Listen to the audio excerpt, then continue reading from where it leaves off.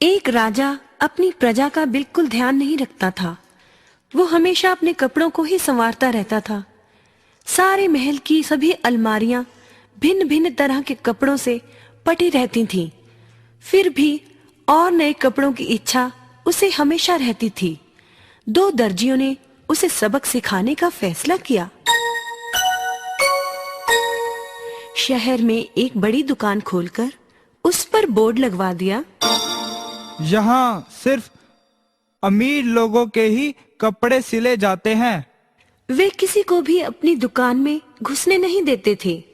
ये बात धीरे धीरे राजा के महल में पहुंच गई।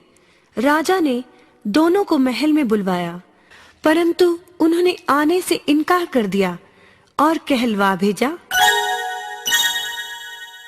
क्योंकि वस्त्र बहुत कीमती हैं, इसलिए बिना सिपाहियों की सहायता से उन्हें बाहर नहीं लाया जा सकता। राजा ने एक बग्गी में 5 सिपाहियों को भेज दिया।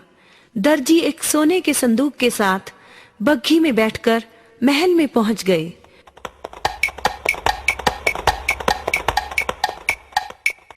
राजा के पास पहुंचकर बोले, हमारा कपड़ा बहुत खास है, केवल कोई पवित्र व्यक्ति ही इसे देख पाएगा, किसी दुष्ट को यह दिखाई नहीं देगा। संदूक खोला गया।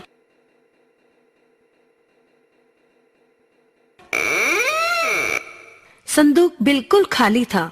दर्जी बोले, हजूर, हजूर, देखिए इस सुनहरी कपड़े की ओर, इसकी रोशनी चारों ओर चमकती दिखाई दे रही है। किसी को कुछ दिखाई तो दे नहीं रहा था, क्योंकि कपड़ा तो वहां था ही नहीं। पर अपने आप को दुष्ट कौन कहलाए? वाह वाह, क्या कपड़ा है, कमाल हो गया।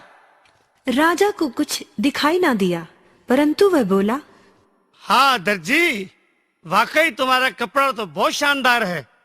मेरे लिए इस कपड़े से नई पोशाक तैयार की जाए।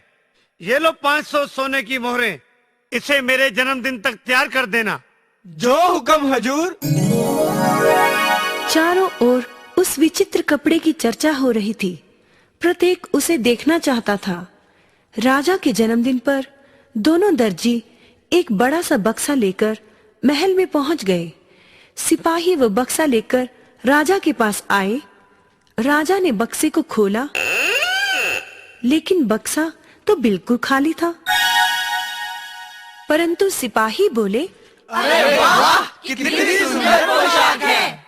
उन्होंने राजा को वो पोशाक पहनाने में मदद की।